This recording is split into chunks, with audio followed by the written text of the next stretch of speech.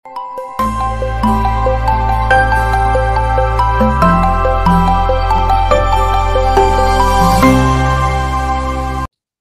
देवियों और सज्जनों, प्रारब्ध में एक बार फिर आप सभी का स्वागत है। और हमारे साथ दो लोग और हैं। अवनीश शर्मा जी हैं हमारे संपादक, और शशांक शेखर झा सुप्रीम कोर्ट के एडवोकेट हैं, और कई सारे ज्वलंत विषयों पर इन्होंने फाइट किया है, और उसके लिए अपने पक्ष में जो इस देश के राष्ट्रवादी तबके को अपने पक्ष के फैसले लगते हैं, ऐसे फैसले लेकर भी आए हैं। आज हम वैसे ही एक फैसले की बात करेंगे। हम में से बहुत को पता भी नहीं होगा, लेकिन डीयू के चुनाव के बारे में सबको पता है। डीयू स्टूडेंट्स यूनियन का चुनाव बहुत बड़ा परिसर होता है, बहुत सारे वोटर्स होते हैं, करीबन 1 लाख के करीब वोटर्स होते हैं, अगर मैं ठीक ठाक हूं तो संख्या के बारे में, या इससे ज्यादा भी थोड़ा बहुत ऊपर नीचे हो सकते हैं। और कॉलेजेस की संख्या करीबन 70 या 80 के आसपास है। वो सारे डिटेल्स अभी शशांक भाई हमें देंगे। मुख्य मुद्दे की बात यह है कि इस बार के चुनाव होने थे, और 3 कॉलेजेस जो तीनों सिख समुदाय के नामों पर हैं, खालसा कॉलेज था, 2 और कॉलेज थे, इन्होंने खुद को उन इलेक्शन से अलग रखने की कोशिश की। कहा कि वो माइनॉरिटी स्टेटस चाह रहे हैं और वो इसलिए इन इलेक्शंस में हिस्सा नहीं लेंगे। शशांक जी गए दिल्ली हाई कोर्ट। उन्होंने कहा कि यह संविधान की भावना के खिलाफ है। हम इस मामले पर पूरा डिटेल्स उन्हीं के साथ जानेंगे। बीच में कोई सवाल जवाब जितने भी होंगे हम उनसे करेंगे। शशांक भाई, सबसे पहले हमें इस पूरे मामले को थोड़ा विस्तार से बताएं कि आखिर ये पूरा मामला था क्या, और शायद चुनाव आज ही है, अभी शुरू होंगे चुनाव शायद। नमस्ते वेलोक जी और अवनीश जी, और आप सभी के आपके दर्शकों को मेरा नमस्कार। वेलोक जी, इस केस में बड़ा गजब हुआ। पिछले कई सालों से Delhi student union, Delhi university student union के इलेक्शंस होते थे, जिसको शॉर्ट में डूसू कहा जाता है। डूसू का इलेक्शन जो होता है वो सुप्रीम कोर्ट के एक जजमेंट के आधार पे बनी हुई लिंडे कमेटी के बेसिस पे होता है। और वो जो कमेटी थी वो एचआरडी मिनिस्ट्री ने बनाई थी, अब जो एजुकेशन मिनिस्ट्री है। और उन्होंने कहा था कि पूरे राष्ट्र भर में कहीं भी अगर यूनिवर्सिटी के इलेक्शंस होंगे तो ये गाइडलाइंस फॉलो करेंगे। मोटा मोटी आपको एक गाइडलाइंस दे दिया गया था कि भाई कितना खर्चा हो सकता है, क्या तरीके हो सकते हैं, क्या व्यवस्था हो सकती है, एक्सेट्रा एक्सेट्रा। उसी के बेसिस पे डूसू के इलेक्शन पिछले कई सालों से होते आए हैं। दूसरा था कि डूसू का जो अपना कॉन्स्टिट्यूशन है वो 1973 में एमेंड होकर नया कॉन्स्टिट्यूशन बना था, तो 1973 से वो फॉलो होता आ रहा है। अब 1973 से फॉलो होता आ रहा है, और ये लिंडो कमेटी एक आ गई अचानक। अच्छा, डूसू के अंदर में जितने यूनिवर्सिटीज आते हैं, जितने यूनिवर्सिटीज पार्टिसिपेट करते हैं, तो जितने कॉलेजेस पार्टिसिपेट करते हैं, उनकी एक बकायदा लिस्ट है जो हर साल डूसू अपने वेबसाइट पे रिलीज करता है नोटिफिकेशन के साथ ही। तो इस साल भी वैसा ही हुआ। अभी डूसू 2024 चल रहा है। उन्होंने रिलीज करने के बाद जो पार्टिसिपेटिंग कॉलेजेस थे उनके नाम आए, उसके बाद सब कुछ हुआ, और 2 सितंबर को उन्होंने रिलीज कर दिया डेट लिस्ट कि हम इस तारीख को नॉमिनेशन फॉर्म लेंगे, इस तारीख को नॉमिनेशन की आखिरी डेट होगी, और इस तारीख को चुनाव होंगे, जो कि आज है जैसा आपने बताया। अब अचानक से खालसा जो एसजीपीसी से रिलेटेड 4 कॉलेजेस हैं, उन्होंने अपना नोटिफिकेशन जारी करते हुए कहा कि हम डूसू के पार्ट नहीं होना चाहते हैं। तो उसमें से एक कॉलेज पहले से ही पार्ट नहीं है, तो हम उसकी बात नहीं करेंगे। जो 3 कॉलेजेस है जैसा आपने बताया, एक है श्री गुरु गोविंद सिंह कॉलेज, दूसरा है श्री गुरु तेग बहादुर कॉलेज, और तीसरा है श्री गुरु गोविंद सिंह कॉलेज। इन तीनों कॉलेजेस ने माइनॉरिटी का आधार बनाते हुए कहा कि हम, क्योंकि आर्टिकल 30 के अंदर स्वच्छंद है इंडियन कॉन्स्टिट्यूशन में कि माइनॉरिटी इंस्टीट्यूट हम चला सकते हैं, एडमिनिस्टर कर सकते हैं खुद को, हम खुद को डूसू के इलेक्शन से अलग रखना चाहते हैं। अजीब बात यह है कि आप नोटिफिकेशन जारी होने के बाद कैसे कर सकते हैं? अगर कॉलेजेस को बाहर होना ही है डूसू से, तो डूसू के कॉन्स्टिट्यूशन में प्रोविजन दिया हुआ है। प्रोविजन साफ कहता है कि स्टूडेंट्स खुद को बाहर से निकाल सकते हैं, ना कि कॉलेजेस। यही बात दिल्ली यूनिवर्सिटी, तो खैर ये जब उन्होंने किया तो हम दिल्ली हाईकोर्ट गए स्टूडेंट्स की तरफ से। 2 स्टूडेंट्स ने कहा कि हमारे ये मौलिक अधिकार है कि हमको मौका मिले कि हम पार्टिसिपेट कर पाए। अच्छा, इलेक्शन मतलब सबको लगता है कि सिर्फ चुनाव की बात हो रही, नहीं, वोटिंग करना भी एक अधिकार है। तो स्टूडेंट्स की तरफ से जब हम गए दिल्ली हाईकोर्ट और माननीय न्यायाधीश ने सुना, तो उन्होंने हमारे फेवर में एक इंटरिम ऑर्डर दिया और कहा कि आप नॉमिनेशन फॉर्म भर लीजिए, क्योंकि आखिरी दिन था उस दिन और हमको आखिरी दिन तक कॉलेज ने लटकाए रखा। यूनिवर्सिटी से बात हो रही है, ये बताया गया और कह रहे थे कि शायद कुछ समझौता हो जाए, नहीं हो पाया, तो मजबूरन हमको हाईकोर्ट पहुंचना पड़ा। अभी एक डिटेल्ड ऑर्डर आया है कल का परसों, इसमें उस इंटरिम ऑर्डर को कंटिन्यू किया गया है, परमानेंट एक तरह से कर दिया गया है और कहा गया है कि हम पार्टिसिपेट कर सकते हैं इलेक्शन प्रोसेस में। कॉलेज के इन एक्शंस पे दिल्ली हाई कोर्ट का बड़ा तल्ख टिप्पणी थी, अगर आपको इतनी ही दिक्कत है तो आप डीयू छोड़ दीजिए। आप ऐसा नहीं कर सकते कि आप डीयू के पार्ट भी रहे और अचानक से कहें कि आपको एडमिशन करने का राइट मिल जाए, वो भी आप माइनॉरिटी के बेसिस पे कर रहे हैं। सेंट स्टीफन के एक मामले में बहुत डिटेल, मैंने वो इनफैक्ट अपने जो मेरा जो पिटीशन था उसमें भी मैंने कहा है कि सेंट जेवियर्स कॉलेज का एक मामला था स्टेट ऑफ गुजरात के अगेंस्ट में, 1974 का मामला है। 9 जज की सुप्रीम कोर्ट की कॉन्स्टिट्यूशन बेंच बनी थी, उसमें सुप्रीम कोर्ट ने बकायदा चीफ जस्टिस जो उस टाइम थे उनकी निगरानी में ये कहा था कि माइनॉरिटी इंस्टीट्यूट को अधिकार तो है, लेकिन वो अधिकार का सीमित क्या होगा, अधिकार की लिमिटेशंस क्या होंगे, अधिकार के दायरे क्या होंगे, वो उन्होंने बहुत डिटेल में बताया था। तो माइनॉरिटी के अधिकारों को कोई मना नहीं कर रहा, हम भी नहीं कर रहे, इस केस में भी हमने मना नहीं किया। इस केस में डीयू भी एक पार्टी है, डूसू भी एक पार्टी है, उन्होंने भी नहीं कहा कि हम मना करते कि आप माइनॉरिटी के अधिकार है आपके पास। लेकिन क्या माइनॉरिटी के अधिकार ऐसे हो सकते हैं कि वो बाकी कॉलेजेस से खुद को डिफरेंशिएट क्रिएट कर सके? तो इसका उत्तर है नहीं। दूसरा कि क्या मध्य इलेक्शन में आप अपने आप को इस तरीके से बाहर निकाल सकते हैं? तो दिल्ली हाईकोर्ट का बड़ा रुख साफ था, इस बार के इलेक्शन को बिल्कुल डिस्टर्ब नहीं कर रहे हैं। जो भी बात होगी वो अगले इलेक्शंस की बात हो रही है अब या होने वाली है। जी, ये बात वही है कि गुड़ खाएंगे लेकिन गुलगुलों से परहेज करेंगे। और अवनीश भाई, आपको ये लगता है कि इस पूरे देश में अचानक से पिछले 1.5-2 साल से, और चूंकि ये थोड़ा राजनीतिक प्रश्न है तो आपसे मैं कर रहा हूं, कि ये जो पूरी एक खालिस्तानी हवा चली है देश विदेश में और जगह जगह से, उसका कुछ असर आपको दिख रहा है इस पर? कि अचानक से लोगों के अंदर का अपना माइनॉरिटी भाव जग रहा है, ये आइडेंटिटी पॉलिटिक्स की जो बात हो रही है, और वह भी सकारात्मक दृष्टिकोण से नहीं, उसकी जितनी नकारात्मक चीजें हैं, जो नकारात्मक वाइब्स हैं, उनके साथ ये लोग चल रहे हैं। अवनीश जी, आपको ऐसा लगता है? ठीक बात, बिल्कुल बिल्कुल। देखिए साहब, ऐसा है, विद्वान बैठे हुए हैं शशांक जी कानून के, आर्टिकल 25 आपके पास पहले से ही है, हर तरह की आजादी है, हमें चाहिए आजादी, हम झूम के लेंगे आजादी, लेते भी रहे हैं, तो आर्टिकल 25 तो है ही है। अब आप सोचिए कि क्या वजह है कि 25 से आगे चल के अब बातें आर्टिकल 30 तक आ रही हैं।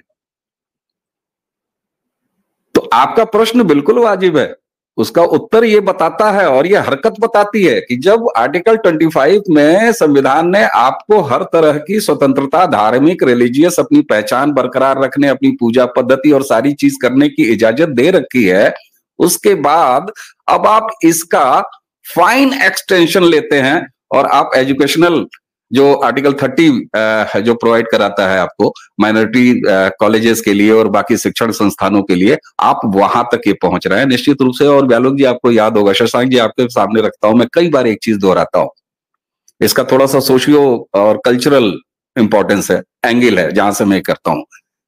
कोई भी कालखंड उठा लीजिए, दुनिया के इस गोले के किसी भी हिस्से की बात उठा लीजिए, जब जब उस स्थान विशेष का बहुसंख्यक, उसका एनरिचमेंट होता है, उसका संवर्धन होता है, तो जितने भी अपने आप को टेक्निकली सो कॉल्ड माइनॉरिटीज कहते हैं, उनमें एक बेचैनी आती है। अच्छा, अब इसको मैं सकारात्मक और नकारात्मक दोनों तरीके से ले सकता हूं, और लिया भी जा सकता है कि भाई अगर मान लीजिए कहीं पर, अब बांग्लादेशी हिंदूज के बारे में क्या हो रहा है, वहां जब हम इस बात की विवेचना करते हैं कि बीइंग ए माइनॉरिटी हिंदूज के साथ वहां क्या हो रहा है, तो वहां इस तरह के जो प्रोविजंस हैं, जैसे कि हमारे यहाँ है 25 है, 30 है, पढ़ाई वाला है, ये इसका आप सकारात्मक इस्तेमाल कर सकते हैं ना व्यालोक जी, लेकिन आप इसका नकारात्मक भी इस्तेमाल कर सकते हैं। और भारत में निश्चित रूप से अभी जो दौर चल रहा है, इसमें चाहे जो टेक्निकली माइनॉरिटी जो मुस्लिम वर्ग है, हालांकि मैं उसको केवल और केवल टेक्निकली माइनॉरिटी कहता हूं, वो कहीं से भी नैतिक रूप से माइनॉरिटी के काबिल नहीं है, उनमें भी ये नकारात्मकता देखी जा रही है। और उसी के साथ साथ जो रेडिकल सिख विचारधारा है, जो कि अभी भी खालिस्तान नाम के एक जनाजे को उठा के अपने सर पर घूम रही है, ये वहीं से प्रेरित है निश्चित रूप से। इन सारी नकारात्मकता में जो बेहद सकारात्मक बात निकल के मुझे दिखाई देती है, million thanks to Shashank ji, और उन्हीं के साथ साथ बहुत ज्यादा बधाई उन बच्चों को, क्योंकि शशांक जी ने पिटीशन छात्रों की तरफ से दाखिल किया है। शशांक जी ने जो जीत हासिल की है बच्चों की तरफ से हासिल की है। और साहब, यही वो सकारात्मक है कि कुछ माइंडसेट जो मैनेजमेंट में अपनी पहुंच रखते होंगे, जो प्रबंधन में अपना दखल रखते होंगे, उन्होंने ये नकारात्मकता फैलाने का प्रयास किया, लेकिन बहुसंख्यक छात्रों ने इसको न सिर्फ नकार दिया बल्कि इसको विफल भी कर दिया। तो यहां पर खट्टा और मीठा दोनों है। हां, खट्टे पर बात होनी चाहिए। एक चीज दर्शकों श्रोताओं आपको बता दूं कि शशांक भाई फिलहाल वायरल से जस्ट मुक्त हुए हैं, और ये उनकी बड़ी मैं आभारी हूं कि उन्होंने इसके बावजूद हमसे बात करने की हामी भरी, क्योंकि आज ही इलेक्शंस हैं, इसलिए इस पर बात करनी अभी ही जरूरी थी। शशांक जी, एक और कानूनी पहलू से हम आपने कहा कि एक कॉलेज जो है वो पहले ही अलग है, शायद सेंट स्टीफेंस भी डीयू के इसमें नहीं आता है, वो भी अलग है। अब माइनॉरिटी स्टेटस पाने के लिए इतनी जो जद्दोजहद होती है, उसमें ऐसा क्या मिल जाता है कि ये लोग चाह रखते हैं कि हम इनसे अलग हो जाएं? क्योंकि माइनॉरिटी स्टेटस हो या कोई भी हो, अगर मेन स्ट्रीम से अलग जाते हैं तो मुझे तो लगता है कि वो चीज बहुत फायदे की नहीं होती होगी, क्योंकि मेन स्ट्रीम तो मेन स्ट्रीम है। तो ये क्या मामला है? इसको जरा कानूनी नुक्ते से हमें समझाएं। वेलो जी, इसी केस में आर्गुमेंट के टाइम में जो एक आर्गुमेंट खालसा कॉलेजेस की तरफ से आ रहा था, वो कह रहे थे कि हमारे कॉलेजेस के अंदर में गुरुद्वारा बना हुआ है, इलेक्शंस में बहुत डिस्टर्ब हो। एजुकेशन इंस्टीट्यूट के अंदर गुरुद्वारा, या एजुकेशन इंस्टीट्यूट के अंदर चर्च, या एजुकेशन इंस्टीट्यूट के अंदर मस्जिद, यही कानून है आर्टिकल 30। और मैं बिल्कुल अवनीश जी की बात से सहमत हूं। दुर्भाग्य है इस देश का। एक तरह से आप देखिए कि ये ऐसा प्रारूप पूरे विश्व में कहीं नहीं है कि माइनॉरिटीज को तो ये अधिकार है कि आप अपने अधिकारों को, अपने धार्मिक भावनाओं को बढ़ाने के लिए, उसको प्रोटेक्ट करने के लिए अपने एजुकेशनल इंस्टीट्यूट बना सकते हैं, और उसको स्टेट प्रोटेक्शन देगा, पैट्रोनेज देगा, पैसे देंगे। लेकिन मेजॉरिटी वहां का ऐसा काम नहीं करेगा। अगर इस देश में मेजॉरिटी और माइनॉरिटी का जो डेफिनेशन है वो अगर हर शहर के हिसाब से होता, हर जिले के हिसाब से होता, या एटलीस्ट हर राज्य के हिसाब से होता, तब तो ये बात फिर भी, हालांकि तभी औचित्य नहीं बनता है कि आप एक कम्युनिटी को अलाउ कर देंगे और दूसरे कम्युनिटी को अलाउ नहीं करेंगे अगर सेक्युलर कंट्री है तो। अगर ये कंट्री हिंदू कंट्री होता तो समझ में आता कि भाई आप ऐसा अधिकार दे रहे कि सरकार हिंदू है तो हिंदू प्रोटेक्शन तो अपने आप हो रहा है, और माइनॉरिटी के अपने अधिकार माइनॉरिटी कम्युनिटी खुद संभाले। लेकिन जब ये देश सेक्युलर है, जब इस देश का कानून कहता है, इस देश का संविधान कहता है कि सरकार धर्म और मजहबों से दूर रहेगी, ऐसे समय में आप माइनॉरिटी को ऐसे अधिकार कैसे दे सकते हैं? वो भी तब जब ये देश इस तरीके से बटा हुआ है कि कश्मीर में आज तक एक भी हिंदू मुख्यमंत्री नहीं बना, पंजाब में एक भी हिंदू मुख्यमंत्री नहीं बना, लक्षद्वीप का मुसलमान का प्रतिशत 99% से ज्यादा है, नॉर्थ ईस्ट के 4 से 5 स्टेट आज की डेट में क्रिश्चियन मेजॉरिटी स्टेट हो चुके हैं, तो उनको भी वही अधिकार, मतलब इतना दिक्कत है कि आप मतलब समझिए कि लक्षद्वीप में 99% मुस्लिम पॉपुलेशन भी लक्षद्वीप में फिर भी मुसलमान माइनॉरिटी का स्टेटस प्राप्त करते हुए अपने एजुकेशन इंस्टीट्यूट तो बना सकता है, लेकिन हिंदू नहीं बना सकता कश्मीर मेरे लक्षद्वीप में। तो एक ये दिक्कत है। और आपने पूछा कि क्यों होता है, तो जैसे मैंने बताया, अगर आप 8 साल 10 साल 12 साल 15 साल के बच्चों को ये धार्मिक शिक्षाएं कॉलेजेस में देने लगेंगे या स्कूल में देने लगेंगे, तो पहले गुरुकुल होता था जहां आचार्य सिखाते थे, अंग्रेजों ने गुरुकुल की सिस्टम खत्म कर दी। और अब जो व्यवस्था चल रही है, आपने उसमें क्या किया कि गुरुकुल तो नहीं होगा, लेकिन साथ में मदरसे होंगे, कॉन्वेंट्स होंगे, गुरुद्वारों से पढ़ाई करने वाली व्यवस्था होगी। तो ये जो आपने एक तरह से पैरेलल लीगल सिस्टम क्रिएट तो है ही, एजुकेशनल सिस्टम भी जो आपने क्रिएट किया, उसकी वजह से आप देखिए कि आज डेट में जो कन्वर्जन लेवल है कि हिंदू से मुसलमान या हिंदू से क्रिश्चियन वर्सेस क्रिश्चियन से हिंदू या मुसलमान से हिंदू, वो नंबर आपको बहुत ज्यादा रेशियो में डिफरेंस दिखेगा। तो मेरे से पूछिएगा, कानून का विद्यार्थी होने की वजह से या तो आर्टिकल 30 को निरस्त कर देना चाहिए या फिर आर्टिकल 30 को इक्वल कर देना चाहिए। जैसा वीर सावरकर करते थे कि हमको स्पेशल राइट नहीं चाहिए हिंदूज के लिए, हमको इक्वल राइट्स चाहिए। तो आप इक्वल राइट कर दीजिए। एटलीस्ट संविधान से इतनी अपेक्षा तो की जा सकती है कि हिंदुओं को दुर्गम दर्जे का नागरिक नहीं रहना चाहिए इस देश में। आर्टिकल 25 की बात अभी अवनीश जी कह रहे थे, थोड़ा सा और पीछे जाइए। राइट टू एजुकेशन जो है इस देश में, वो ऐसी व्यवस्था है कि स्कूल के अंदर में आप रिलीजियस एजुकेशन नहीं दे सकते हैं। अगर रिलीजियस एजुकेशन देते हैं तो वो आपको स्टेट फंड नहीं करेगा, लेकिन माइनॉरिटी को आपने एक्सेप्शन दे दिया। तो इसीलिए गुरुकुल की व्यवस्था खत्म हो गई कि आप वहां वेद नहीं पढ़ा सकते। अगर आप पढ़ाएंगे तो आपको पैसे नहीं मिलेंगे सरकार से, लेकिन माइनॉरिटीज को मिलेंगी, और माइनॉरिटीज का डेफिनेशन नेशनल लेवल पे है। तो ये सिस्टम इस तरीके से क्रिएट किया गया है कांग्रेस के द्वारा, और इसलिए मैं कांग्रेस को स्पेशली क्रिटिसाइज करता हूं, और उसके बाद तमाम सरकारों को जो आज तक चल रही है, कि उन्होंने ये व्यवस्था क्रिएट की कि जो डिवीजन ऑलरेडी इस देश में था उसको आपने और बढ़ाने का कार्य किया। और जिस टेक्निकल माइनॉरिटी की बात अविनाश जी कर रहे थे कि मैं इसको टेक्निकल माइनॉरिटी मानता हूं मुसलमानों को, बिल्कुल सही बात है। जब 18% मुसलमान समुदाय, जो भारत पाकिस्तान और बांग्लादेश का अभी का जो मानचित्र है उसका 18% मुसलमान जब इस देश के टुकड़े करके 2/5 शेयर ले सकता है, तो आज के डेट में 14%। और भला हो सरकार का, केंद्र सरकार की वक्फ बोर्ड पे अब फाइनली बिल आ रहा है और संपत्ति सरकार वापस लेने की बात कर रही है। नहीं तो रेलवे और डिफेंस का, जैसा हमने उस दिन बात किया, अब सबसे ज्यादा प्रॉपर्टी तो वक्फ के पास ही है, लीगल इलीगल जैसे भी सही। और एजुकेशनल इंस्टीट्यूट में उनका दावा है ही। सोचिए, ये विचित्र बात सोचिए, यही माइनॉरिटी का मिसयूज करके, क्योंकि सुप्रीम कोर्ट में मैटर पेंडिंग है। आपको एक लास्ट एग्जांपल,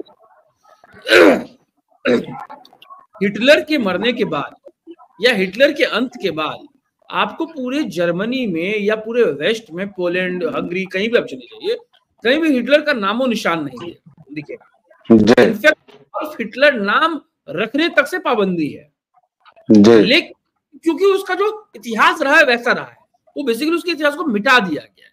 कंपेयर करिए उसको इस देश में, अलीगढ़ मुस्लिम यूनिवर्सिटी माइनॉरिटी इंस्टीट्यूट का दर्जा प्राप्त किए हुए, सेंट्रल गवर्नमेंट से उसको फंड मिलता है, और अलीगढ़ मुस्लिम यूनिवर्सिटी के अंदर में जिन्ना की तस्वीर है और इतिहास के नाम पे उसको रखा गया है। तो मतलब ये जो पूरा का पूरा ढांचा है कि हिंदू फंड करते रहे अपनी ही कब्र खोदने के लिए, वो व्यवस्था है ये, और कुछ नहीं। जी बिल्कुल सही बात है। और अवनीश भाई का एक सवाल है, वहां आएंगे अवनीश भाई, आप सवाल पूछेंगे। लेकिन ये जो बात आपने कही कि हिंदू फंड करते हैं अपनी कब्र को, इस बात से, इससे अधिक सहमत किसी और वाक्य से नहीं हुआ जा सकता। अवनीश जी, आपका सवाल। जी बिल्कुल, मैं शशांक जी आपसे दो चीजें, क्योंकि मुझे लगता है कि हम जब बात कर रहे हैं और आप जैसे विधि विशेषज्ञ के साथ बात कर रहे हैं, तो कुछ टेक्निकल चीजें जो कि एक आम जन के मन में उठ सकती हैं। पहला तो ये, आपने 30 वाली बात की, आर्टिकल 30 में, तो उसमें अभी बीच में सोशल मीडिया में एक खबर उड़ी कि साहब आर्टिकल 30A, मैंने भी खोजने का प्रयास किया, आर्टिकल 30A कहीं मिला नहीं। लेकिन आपसे अभी बातचीत में ये पता लगा कि साहब माइनॉरिटीज को तो अपने जो मान लीजिए कुरान है या बाकी सारी गुरु ग्रंथ साहब है या इस तरह की चीजें हैं, वो पढ़ाने का अधिकार है, लेकिन मेजॉरिटी को यानी हिंदू को वेद पढ़ाने का अधिकार नहीं है। तो ये वाकई संविधान में कहीं प्रोवाइडेड है, क्योंकि कैपिटल आर्टिकल 30A के नाम से जो एक बात निकल के आ रही थी, तो उसका एक दावा किया गया कि साहब ऐसा कोई प्रोविजन संविधान में नहीं है। पहली बात ये। और दूसरा एक बड़ा मासूम सा सवाल जो आम जन के मन में उठेगा, इस देश में समान नागरिक आचार संहिता की बात शुरू हो गई। जो पार्टी की सरकार अभी है वो उनका एजेंडा रहा है। हम सारे इस बात की उम्मीद भी करते हैं कि एक दिन ऐसा आएगा जब यूसीसी आ जाएगा। मैं जानना चाहता हूं कि जब यूसीसी अगर आ गया तो तकनीकी आधार पर ये सारी चीजें तब भी कायम रहेंगी या ये सारा मामला सुलट जाएगा, ये एजुकेशनल माइनॉरिटी इंस्टीट्यूट और ये दिस एंड दैट? क्योंकि तब तो एक आम आदमी के नजरिए से मैं समझता हूं कि सारे बराबर हो जाएंगे, एक देश एक कानून। तो ऐसा है क्या? इस सब सारी बीमारियों का इलाज क्या यूसीसी में हो जाएगा क्या?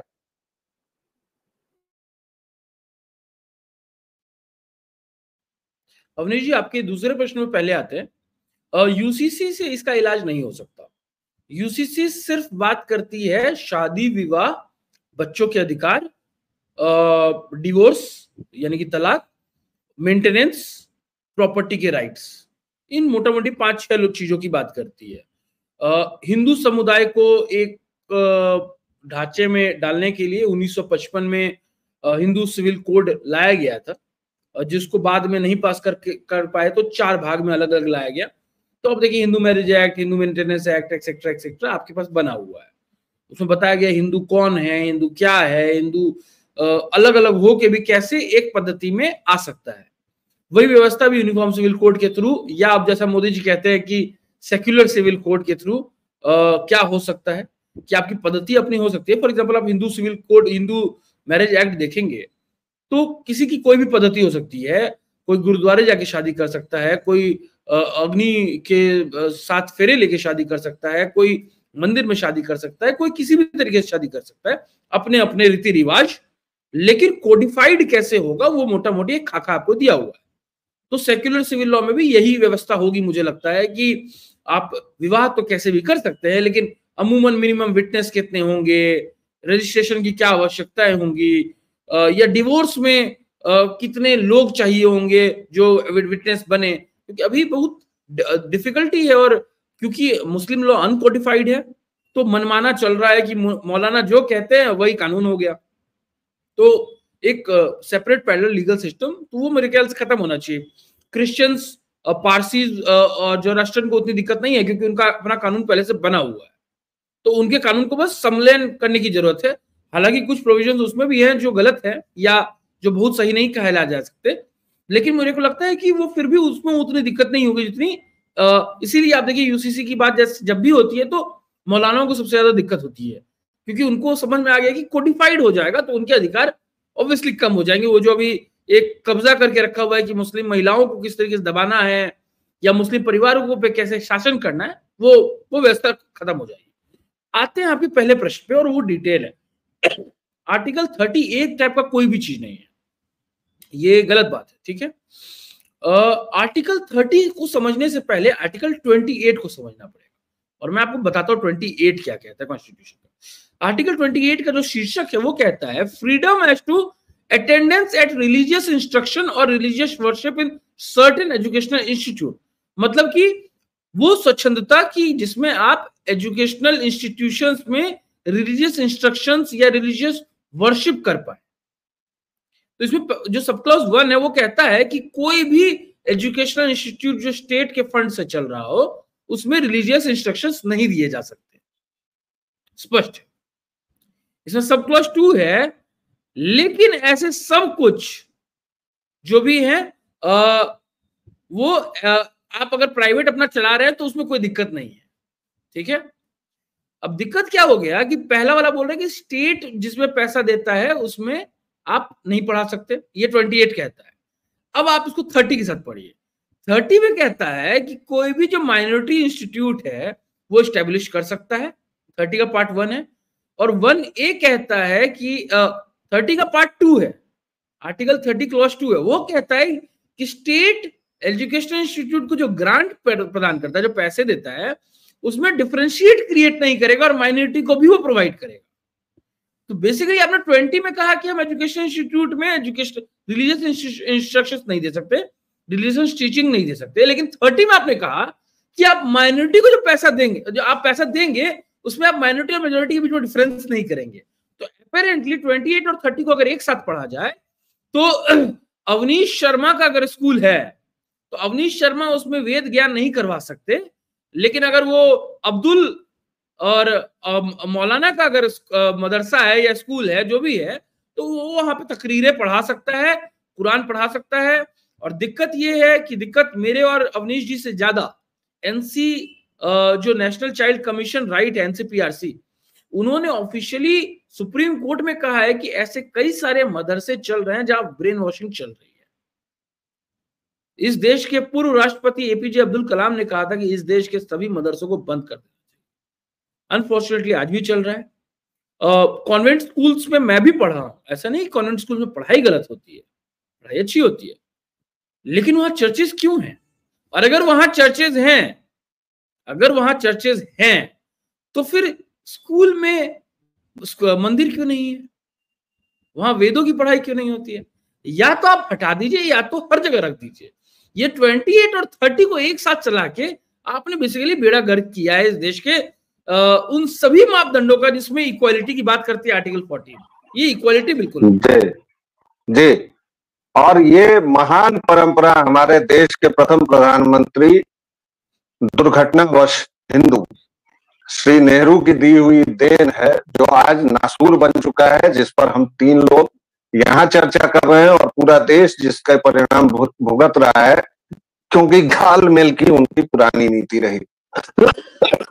अवनीश जी, शशांक जी, आप लोगों के कंक्लूडिंग रिमार्क्स, उसके बाद इस चर्चा को फिलहाल हम लोग बंद करेंगे।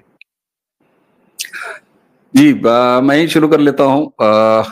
शशांक जी, मैंने पहले भी आपको बधाई दी, और सच बताएं तो इन तमाम परेशानियों, क्योंकि हम अपने प्लेटफॉर्म पे हमेशा समस्या की बात करते हैं तो समाधान की भी बात करते हैं। आप देखिए कितना नेचुरल समाधान निकल के आया। छात्रों ने आपके माध्यम से इस देश की न्यायपालिका से अपील की कि हम ऐसा नहीं चाहते, और बहुमत की जीत हुई। इसका मतलब यह है कि समाज में बहुसंख्यक अभी नकारात्मकता नहीं है, ये कुछ मुट्ठी भर लोग हैं, इसलिए उन्हें समय समय पर उनका इलाज इसी तरीके से, जैसे विधिक इलाज शशांक जी ने किया बच्चों के माध्यम से, इस तरह का हो जाना चाहिए। बाकी यूसीसी के जरिए कुछ और इलाज हो जाएगा। बीमारी साहब बहुत लंबी है और आप श्रेय देते हैं एक्सीडेंटल प्राइम मिनिस्टर को, तो बीमारी अगर उतनी है तो फिर थोड़ा सा इलाज में वक्त तो लगेगा। एक सकारात्मक बात और हुई है सर, कि इन सारी बीमारियों का इलाज हम भारतीयों के उंगली में है। इस बात को 2014 से भारतीय जनमानस और मतदाता ने स्वीकारा है। मुझे लगता है कि हमने सही प्रिस्क्रिप्शन और सही डॉक्टर पकड़ लिया। That's it. वेलोक जी, मेरा मानना है कि किसी भी समस्या के समाधान से पहले समस्या की जड़ आपको पता होनी चाहिए।